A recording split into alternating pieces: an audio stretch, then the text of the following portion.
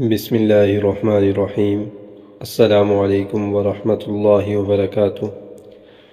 معزز خواتین و حضرات، ہمارے چینل روحانی عملیات و تعویذات پر خوش آمدید۔ کیا آپ کی زندگی میں کوئی ایسی مشکل ہے جو پہاڑ بن کر کھڑی ہو گئی ہے؟ کیا آپ کسی ایسی پریشانی میں گرے ہیں جہاں سے نکلنے کا کوئی راستہ نظر نہیں آ رہا؟ کبھی کبھی انسان پر ایسا وقت آتا ہے جب اپنے پرائے ہو جاتے ہیں، جیب خالی ہو جاتی ہے اور امید کی ہر کرن بجھنے لگتی ہے۔ اگر آج آپ اس ویڈیو تک پہنچے ہیں تو یقین مانیے یہ اتفاق نہیں ہے، شاید اللہ پاک نے آج آپ کی اس پکار کا جواب دینے کا فیصلہ کر لیا ہے، جو آپ خاموشی میں اپنے بستر پر لیٹ کر آنسو بہاتے ہوئے کرتے ہیں۔ آج کی اس ویڈیو میں آپ کو منگل کے دن کا ایک ایسا بہترین وظیفہ بتانے جا رہا ہوں جو برسوں سے اللہ کے نیک بندوں کا معمول رہا ہے، لیکن شرط یہ ہے کہ آپ اس راز کو سمجھیں۔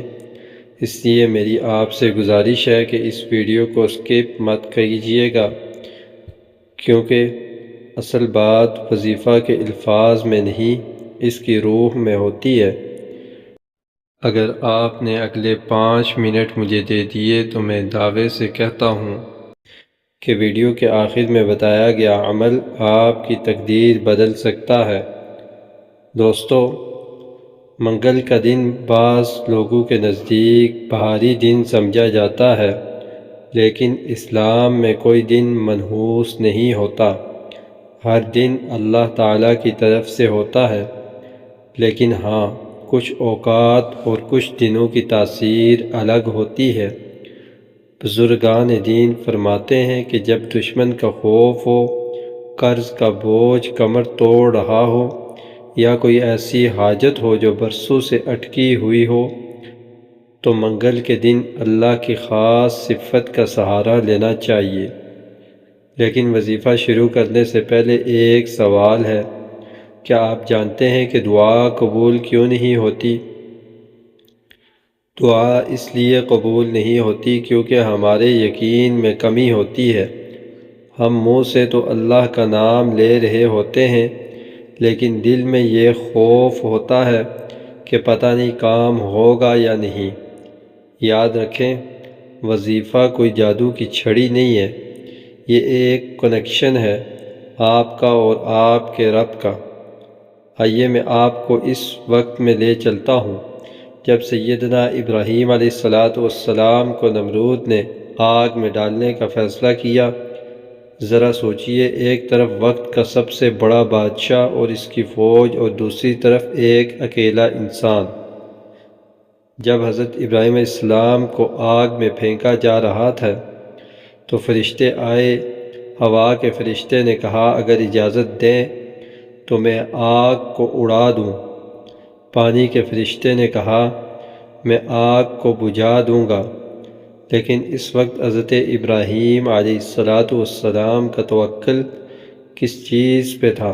انہوں نے فرمایا، حسبنا اللہ و نعم الوکیل، یعنی میرے لیے اللہ کافی ہے اور وہ بہترین کارساز ہے۔ نتیجہ کیا نکلا؟ آگ بجھی نہیں بلکہ آگ ہی گلزار بن گئی۔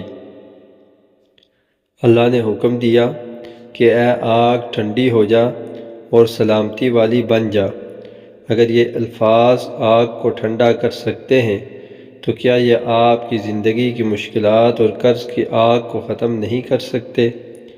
منگل کے دن اس وظیفہ کی اہمیت اس لیے بڑھ جاتی ہے کیونکہ علماء کرام فرماتے ہیں کہ دشمنوں کے شر اور اچانک آنے والی مصیبتوں کو ٹالنے کے لیے یہ دن مخصوص ہے۔ اب آپ نے تیاری کیسے کرنی ہے؟ یہ وظیفہ آپ نے کیسے کرنا ہے؟ سب سے پہلے وضو کریں، ایک ایسی جگہ بیٹھیں جہاں شور نہ ہو، موبائل فون کو سائلنٹ کر دیں۔ آپ کو یہ محسوس کرنا ہے کہ آپ اللہ کے دربار میں اکیلے بیٹھے ہیں اور وہ آپ کی سن رہا ہے۔ تو دوستوں منگل کے دن عصر کی نماز کے بعد یا پھر عشاء کی نماز کے بعد آپ نے یہ عمل کرنا ہے۔ سب سے پہلے آپ نے 7 مرتبہ درود ابراہیمی پڑھنا ہے۔ کوئی بھی عمل شروع کرنے سے پہلے اور آخر میں درود ابراہیمی 7 دفعہ پڑھنا یہ عمل کی مقبولیت کے لیے ضروری ہوتا ہے۔ درمیان میں آپ نے 313 مرتبہ قرآن کریم کی اس آیت کا حصہ پڑھنا ہے، حسبنا اللہ و نعم الوکیل۔ ایک دھیان رکھیں، پڑھتے وقت دل میں اپنی پریشانی کا تصور لازمی کریں۔ آخر میں پھر سے آپ نے 7 مرتبہ درود ابراہیمی پڑھنا ہے۔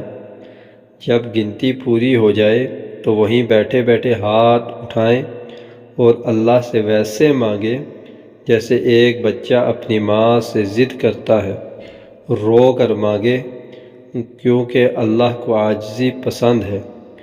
یہ عمل آپ نے کم از کم 3 منگل لگاتار کرنا ہے۔